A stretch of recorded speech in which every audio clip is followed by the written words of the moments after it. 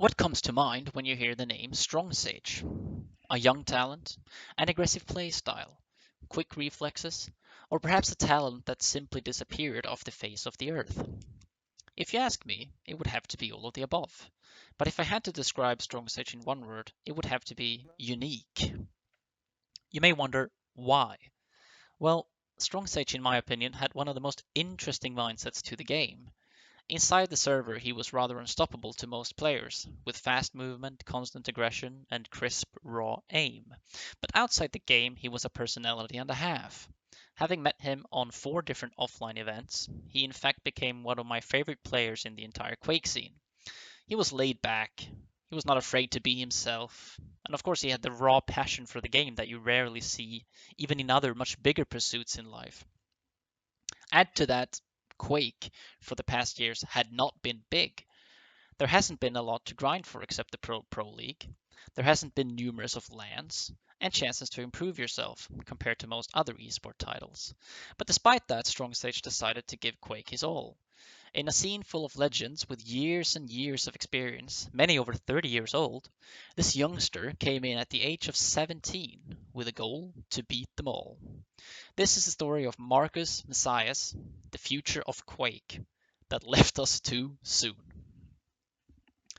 Looking through Marcus's result on Liquipedia, the first tournament I could find was the 7th NA Challenger tournament for Stage 3 of the first season of QPL. Say that name out loud 3 times. Anyhow, with 22 players attending, Marcus managed to finish top 8, eventually losing to Russian-American Askol Dalin in the quarterfinals. At the time, Strongsage may have been a name most people had at least heard of in NA, but in Europe he was more or less still unknown. 2021 started small, with weekly diabolical tournaments. However, Marcus managed to make it pretty far in some of them, a clear improvement from his lone result the year prior. It should be kept in mind, however, that the player amount in these open tournaments were not very high, taking away a little of the prestige in these results. On the 22nd of May, Strongsage raised a few eyebrows in the NA Challenger for QPL Season 2, winning 4 games in a row and finishing first, securing his ticket to the NA Challenger finals 2 months later. It was in this tournament that I had my first encounter with Marcus. He made it all the way to top 3, eventually losing to Davis with a 1-2 scoreline in the losers finals.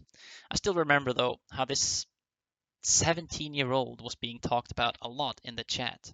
Who was he? People asked. Where did he pop up from? The foundation the young American so badly wanted to grow was starting to build underneath his feet.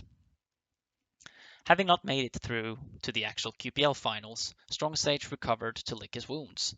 It would take 5 more months before he would make his first notable appearance internationally, in the first stage of DBE World Cup. 3 months prior, Marcus had been picked up by MCS Gaming, an American organization that later also signed long-timers Effortless and Cygib. Under his new flag, Marcus had a dream performance. He beat Racy 2-1 in what could only be seen as an absolute chaos of a match. A clutch flying around to and fro, LGs that looked painfully unnatural, reads that would make Rafa proud, and just a sheer fury flowing through the veins of the American, eventually tossing the Hungarian Maestro player down into the loser's bracket. Since this was my own tournament, I was the admin, and this is the moment I really understood that Strongsage was going to be the talk of town. Quite literally, the entire broadcast chat was only talking about that one game versus Racy, even long after it was over. I even remember receiving several messages from other players in the tournament claiming he was cheating, and I had to start a bit of an investigation. To prevent any conflicts like this going forward, I decided to force every player attending the finals to stream their POV on Twitch. It was meant to be the same for everyone, and it certainly provided an extra touch for viewers being able to see their favorite players at all times. Strongsage messaged me shortly after this was announced, asking, "Did you make this rule because you think I'm cheating?"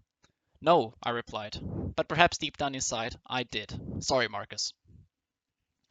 Strongsage later won against Russian veteran Stone and then qualified to the finals. However, in that tournament he didn't make it very far, only to top 6, losing to Cypher in the first round, and then winning against Stone in the lower bracket, and then losing to Base the next round. I do, however, think many people can remember that Cypher game especially, where if I remember it correctly, tensions were high between both of these players. Strongsage proved, despite his age though, that he wouldn't take shit from anyone. He was here, and he was here to stay, both inside and outside the game. I think from that tournament alone, he got like 100 new fans. And most importantly, it had become very clear that he had a playstyle players hadn't seen much of before. They didn't always know how to counter it. It was too much in a sense. Constant aggression, constant movement, constant punishment. But perhaps it was still not entirely stable. Sometimes it worked, sometimes it flopped entirely.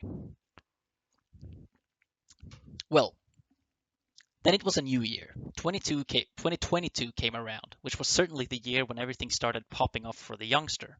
Marcus's online result in various cups had improved a lot.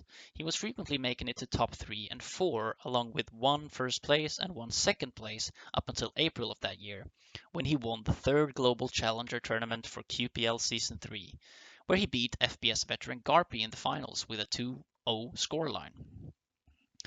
It certainly was a statement, but it was still online. People asked themselves, how would he hold up on LAN?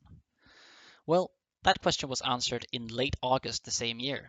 Marcus had, thanks to his first place finish in this qualifier, made it to the Quake World Championships 2022 in Bucharest, the biggest and most prestigious tournament of them all, and with one of the greatest chances of becoming a professional player that he had ever faced, a chance to qualify into the Pro League circuit. Well, Strongsage didn't make it very far, only to top 16 before losing to Nosfa and getting knocked out of the tournament thereafter. But it had been enough. He had made it over the top 16 line, the line that would give him a spot in the next season of the circuit, the following year. And I was at this event with my own players, and I remember seeing the happiness in his eyes. Obviously, he knew he could do better, but he was still satisfied. He had made it into QPL, and now it was time to start rolling for real. Fueled by this, Strongsage continued grinding through the rest of the year. He was seen attending almost every weekly STT tournament, racking up 2 first place finishes, 3 second places, 2 fourths, and 1 third. In the last 2 tournaments of the year, Marcus beat Cypher 3-0 and Zeneku 3-1 to claim his titles. At this point, people no longer doubted that his player had what it took to go very far. More pros started practicing with him, trying to learn his playstyle, trying to understand how this prodigy thought and approached the game. After all, they were all going to have to play him the following year, in the last season of QPL. Eventually 2023 came around and the long online format of the highest circuit had begun once again. Players played weekly, but they all had 3 off weeks when they didn't have to play. Marcus beat players such as Dramis, Racy, Xron or Hron, Chain, Sib, Toxic, his teammate Cygib, and lastly Sirius, finishing off the season with an 8-7 win-loss ratio and taking home $4,750. But the most important thing was he had made it to top 8, the safe zone from the notorious relegation spots. Every player's worst nightmare. If you landed below top 8, you would have to fight for your spot in QPL when the World Championships came around. Lose your initial 2 games, and you're out of the league. But Marcus obviously never had to go through this stage. He never had to, and he was ecstatic. It certainly was a good result for a player's first season in a pro league, his first real touch with Tier 1 competition. And I remember saying it myself, to pull that off at that age and with quite limited experience compared to the other people he competed against, that certainly was impressive. In the World Championship in Dallas, merely a month after the online stage was done, Strongsage began his run in the tournament strong. He beat Latvian Buckster 2-0, 9-6 and 15-6. Up next was Wenger, world champion in 2021. That's not an easy task. The first map went in the Italian's favor, but only by the skin of his teeth, 6-5. The second map, a nail-biter as well, eventually ended in Marcus's favor, 2-1. Gnarly. Strongsage does it! absolutely insane game, a totally wild series, and we're going to game 3. And then came the third map. The end result? 5-4 to Wenger, and Strongsage's run in the upper bracket was over. However, he still had a chance to continue in the lower bracket, where Canadian Chain was waiting for him. Despite Marcus's best efforts, however, he couldn't clinch the match in the end, and he was knocked out early from the tournament, losing 5-6 and 4-8. Still, he had made it to top 12, and everyone believed top 16 to be the safe haven. As long as you stayed within that, you would still make it to the next season. There was just one thing. There was not another season. All the QPL players, and myself included, since I, as a manager, was allowed to attend these closed circuit meetings, we were giving the crushing news. Season 4 had been the last season of QPL. And Strongsage's dreams? I can only imagine that they were kind of crushed. Marcus had worked incredibly hard to build a foundation at this point. He had moved to the East Coast from the West Coast to focus solely on Quake, because his ping to EU would be much lower from there, even below 100 in most cases. He lived together with fellow teammate Saigib, who had taken him under his wing and helped him in these early stages of development. This is where I have some interesting stories in mind for Marcus, and why he was such a unique player in my opinion. He would often get up incredibly early in the morning, at like 4 a.m. his time, in order to get practice with the Europeans who were still up at the time. At the time, he also streamed a lot on Twitch, and he was also always very helpful to fellow viewers who wanted to learn and improve in the game themselves. He would go through demos, or matches, that's what it's called, cast tournaments that he couldn't attend, and he often analyzed every single ounce of the gameplay. This is one of the things I remember about him, especially when I sat next to him spectating matches at offline events. His ability to understand the game and the raw knowledge he possessed at such a young age, that was very impressive to me. How many years had all these legends been around? How much knowledge did they have crammed into their heads? Sometimes it felt as if Marcus had almost equally as much, mashed into only 2 years of real competitive play. So it is the end of 2023 at this point, and we know there is no more QPL.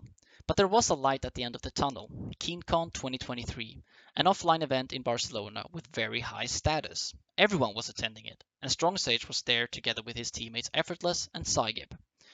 I remember the overall vibe at the event. Excellent, of course, but with a touch of uncertainty in the air.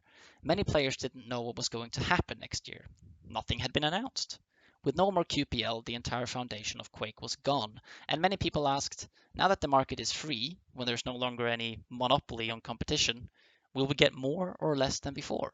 Will we still be able to pursue a career in Quake?